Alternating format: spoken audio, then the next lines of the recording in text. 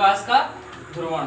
ठीक है, प्रकाश का ध्रुवण क्या होता है कि अगर हम जैसे कहते हैं कोई वस्तु सामने रखी है, कोई वस्तु सामने रखी है, ठीक है, अगर उसके सामने हमें ये दो मार्कर लिए हैं, ठीक है, ये दो मार्कर लिए हैं, ये दोनों एक दूसरे क्या है, समांतर हैं, समांतर हैं।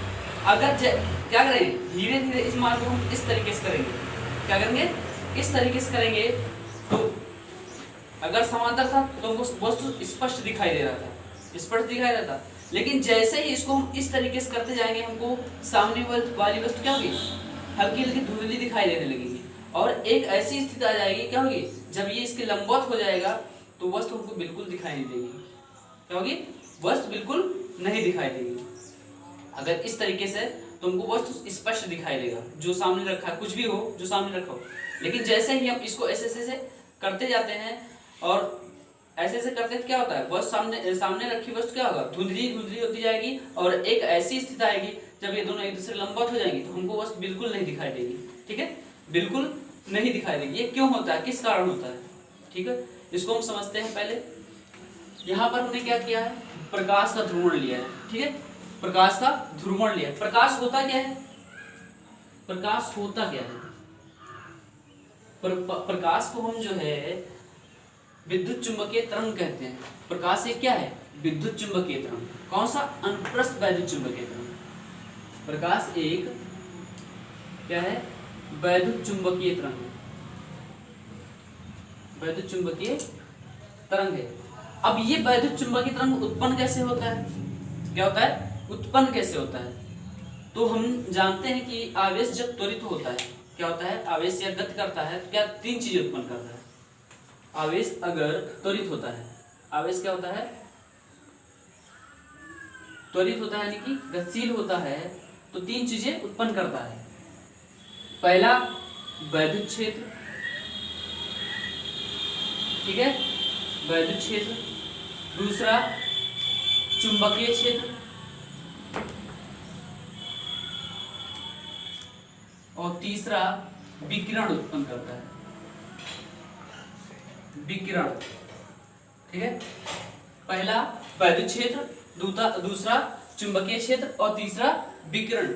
और इन तीनों को जो सम्मिलित रूप होता है, इन तीनों का जो सम्मिलित रूप होता है हम उसे बोलते हैं वैद्युत चुंबकीय तरंग, अनुप्रस्थ वैद्युत चुंबकीय तरंग। किसका सम्मिलित रूप, वैद्युत क्षेत्र, चुंबकीय क्षेत्र और विकिरण।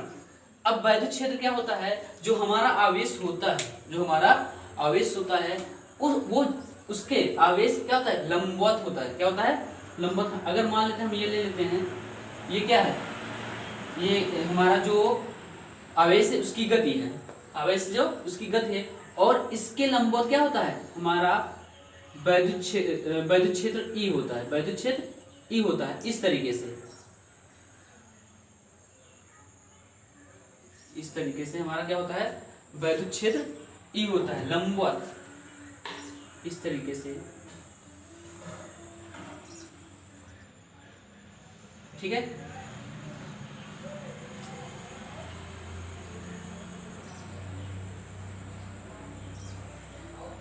ये तो वैद्युत क्षेत्र हो गया।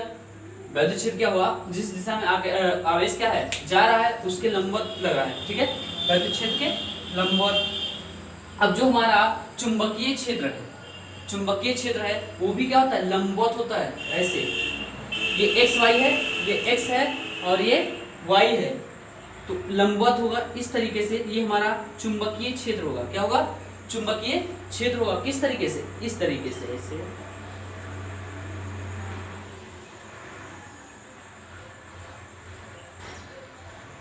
ठीक है, ये इस तरीके से क्या होगा, लंबवत होगा।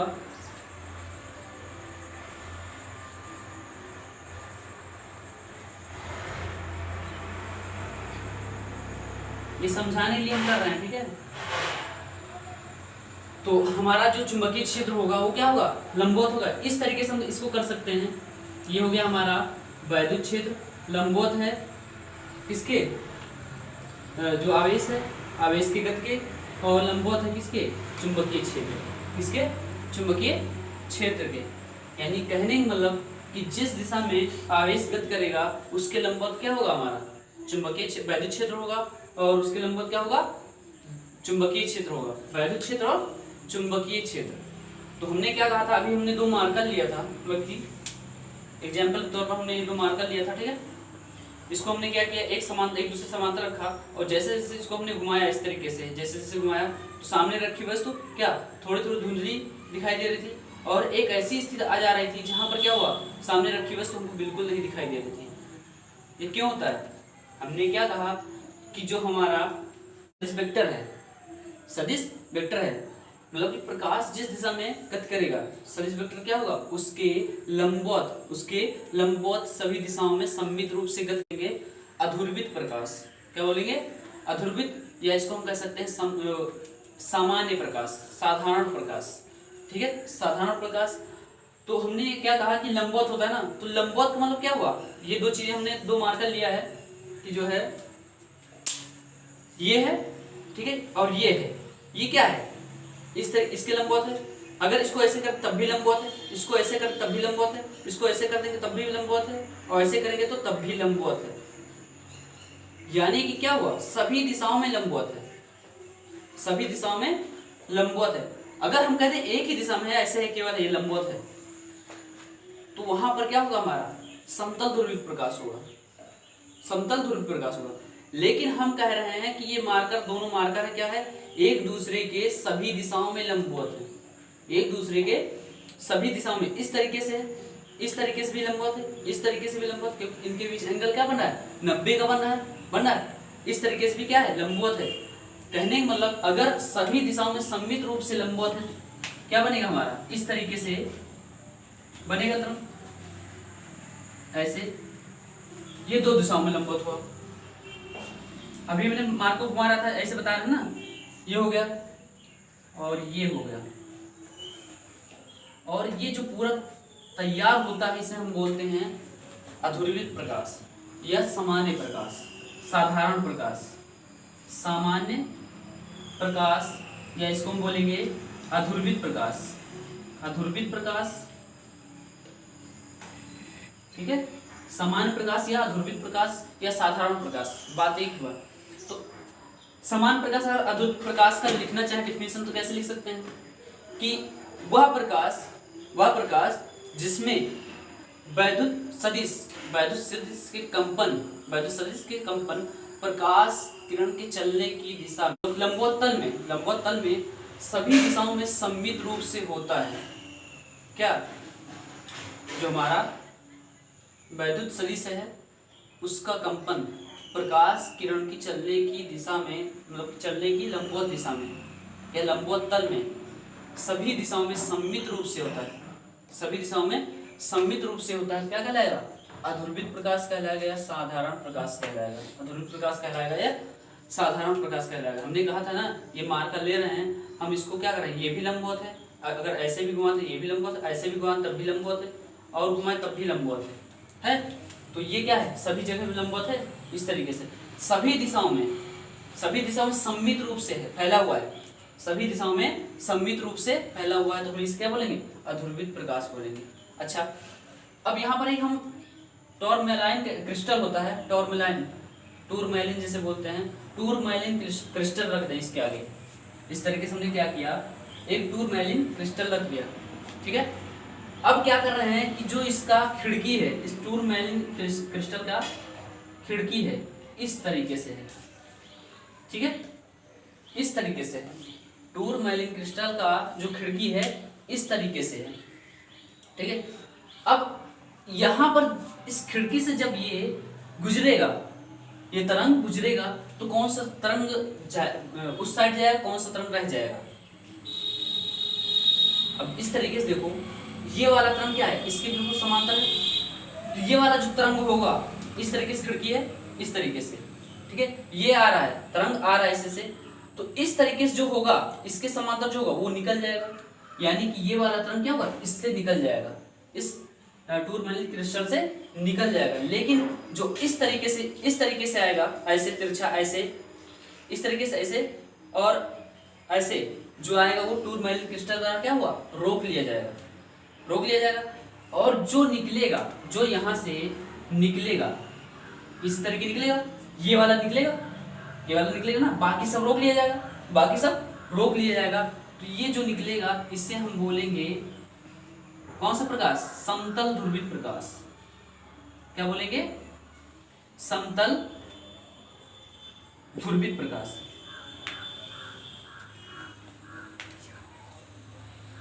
बात समझ में आई नहीं? कुछ बात समझ में आई कि ये तो हमारा सामान्य प्रकाश है। क्या है?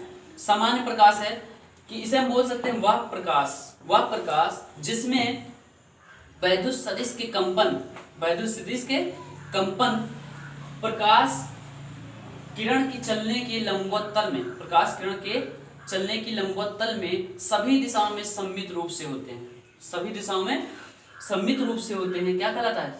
अध्रुवित प्रकाश कहलाता है, सामान्य प्रकाश कहलाता है।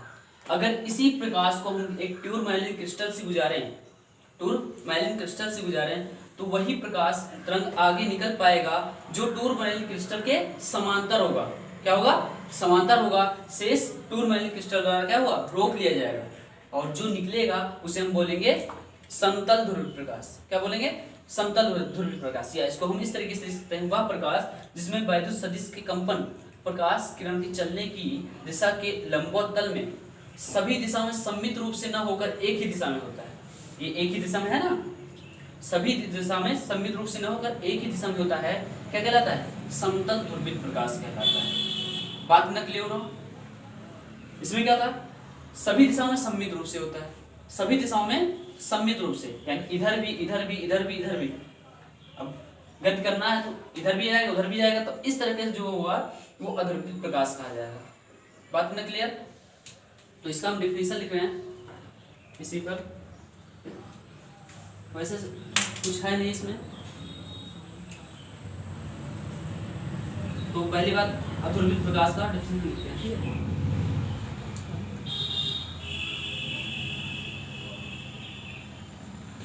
अध्रुवित प्रकाश वह प्रकाश जिसमें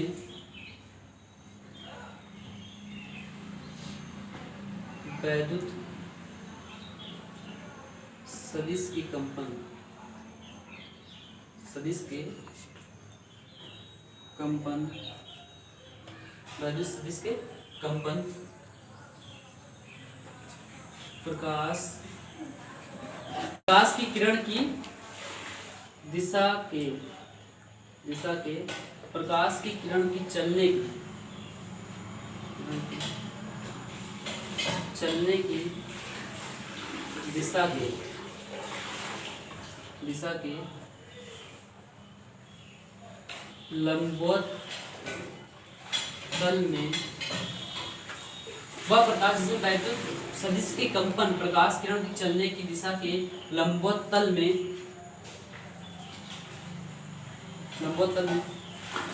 सभी दिशाओं में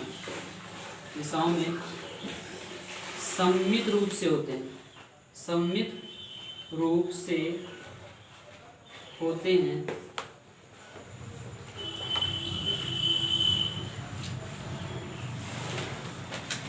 अध्रुवित प्रकाश कहलाता है।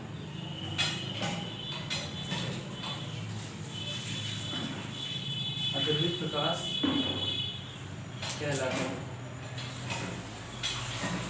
इसे तारे द्वारा प्रदर्शित किया जाता है।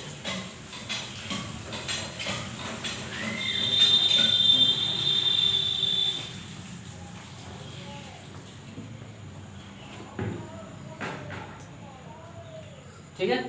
वह प्रकाश जिसमें वैद्युत सदिश के कंपन प्रकाश किरण की चलने की दिशा के लंबवत तल में सभी दिशाओं में सम्मित रूप से होते हैं, अध्रुवित प्रकाश कहलाता है। इसे तारे द्वारा प्रदर्शित करते हैं। देखो, सभी दिशाओं में सम्मित रूप से है, सभी दिशाओं में सम्मित रूप से है, तो इसे हम क्या बोलेंगे? अध्रुवित प्रकाश बोलेंगे, या सामान्य प्रकाश, या साधारण प्रकाश। और ध्रुवित प्रकाश क्या होता है? ध्रुवित प्रकाश या समतल ध्रुवित प्रकाश, समतल ध्रुवित प्रकाश।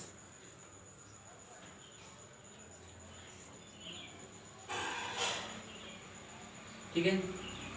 अब इसमें पूरा वही रहेगा, लेकिन जहां पर क्या था, सभी दिशाओं में सम्मिलित रूप से होते हैं, लेकिन यहाँ पर क्या होगा? एक ही दिशा में, सभी दिशाओं में सम्मिलित रूप से न होकर एक ही दिशा में होते हैं तो हम इसे बोलेंगे क्या, समतल ध्रुवित प्रकाश। लेकिन वह प्रकाश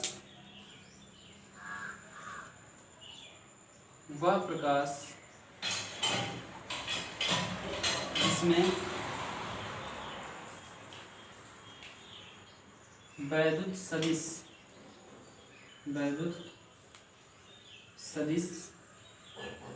के कंपन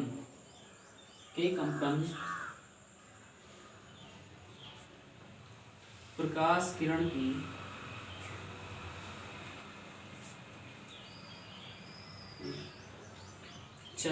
दिशा के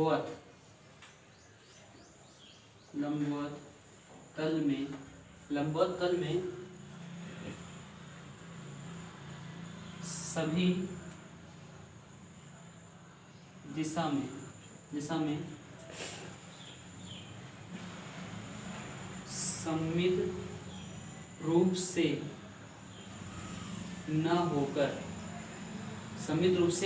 न होकर एक ही दिशा में होती है। एक ही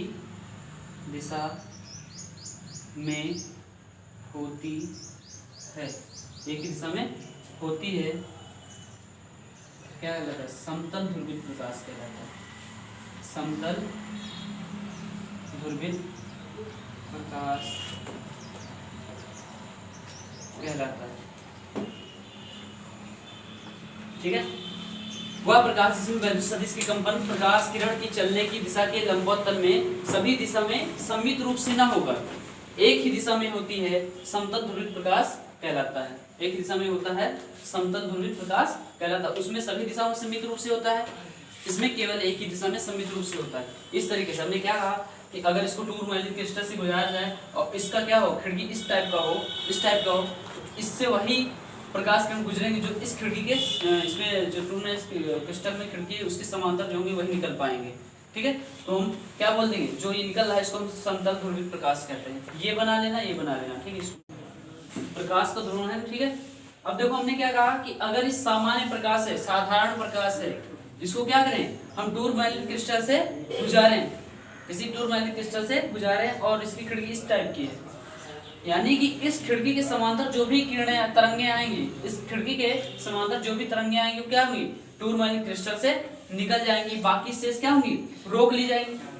मतलब इस तरीके जो तरंगे जाएंगी ऐसे से निकल जाएंगी, लेकिन इस तरीके से जो जाएंगी रोक ली जाएंगी, इस तरीके से जो जाएंगी रोक ली जाएंगी, और इस तरीके से जो जाएंगी वो भी रोक ली जाएंगी। केवल वही निकलेंगी जो इसकी खिड़की के समांतर है। तो इस तरीके से जो प्रकाश निकलेगा, इस तरीके से जो तरंग निकलेगा उससे हम बोलेंगे समतल ध्रुवित प्रकाश। क्या बोलेंगे, जो इस तरीके से प्रकाश तरंगे निकलेंगी उनको हम बोलेंगे समतल ध्रुवित प्रकाश। और ये जो घटना होती है, हमको उसको कहते हैं प्रकाश का ध्रुवण। अभी हमने बताया था कि इस तरीके से दो मार्कर लें, इस तरीके से दोनों को ऐसे रखें समांतर, तो हमको वस्तु स्पष्ट दिखाई देती है सामने। लेकिन जैसे जैसे हम इसको ऐसे घुमाते आते हैं, वस्तु सामने रखी वस्तु क्या धुंधली होती जाती है ऐसे ऐसे। और जब ये क्या हो जाता है, एक दूसरे लंबवत हो जाता है, तो सामने रखी वस्तु हमको बिल्कुल स्पष्ट दिखाई नहीं देती।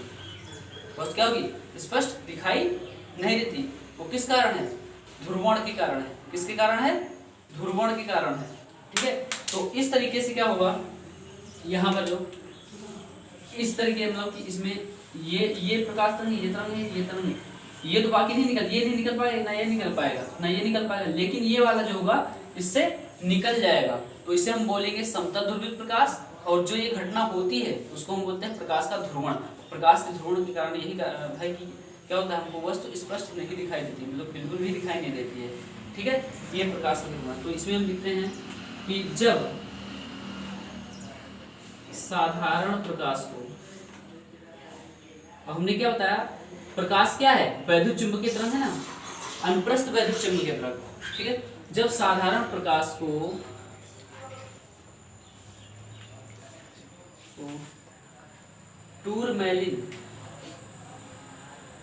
टूरमैलिन क्रिस्टल से गुजारा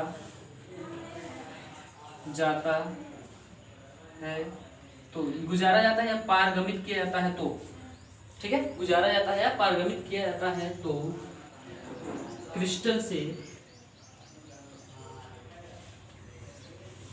से वे ही प्रकाश तरंग निकल पाते हैं जो क्रिस्टल के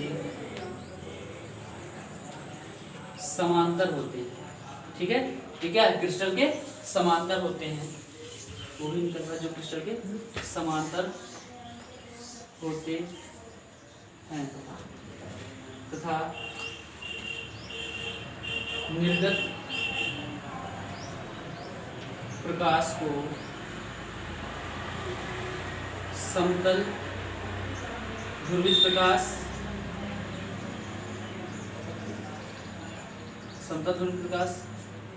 तथा इस घटना को प्रकाश का ध्रुवण कहते हैं, प्रकाश का ध्रुवण कहते हैं, ठीक है, प्रकाश का ध्रुवण कहते हैं। क्या, जब साधारण प्रकाश को, ये सामान्य प्रकाश, अध्रुवित प्रकाश या साधारण प्रकाश एक ही है, को टूरमैन क्रिस्टल से गुजारा जाता है या पारगमित किया जाता है तो क्रिस्टल से वे ही प्रकाश तरंग निकल पाते हैं, वे क्रिस्टल से वे ही प्रकाश तरंग निकल पाते हैं जो क्रिस्टल के समांतर होते हैं, ठीक है, ये वाला निकल जाएगा, तथा निर्गत प्रकाश समतल ध्रुवित प्रकाश, ठीक है, निर्गत प्रकाश को समतल ध्रुवित प्रकाश तथा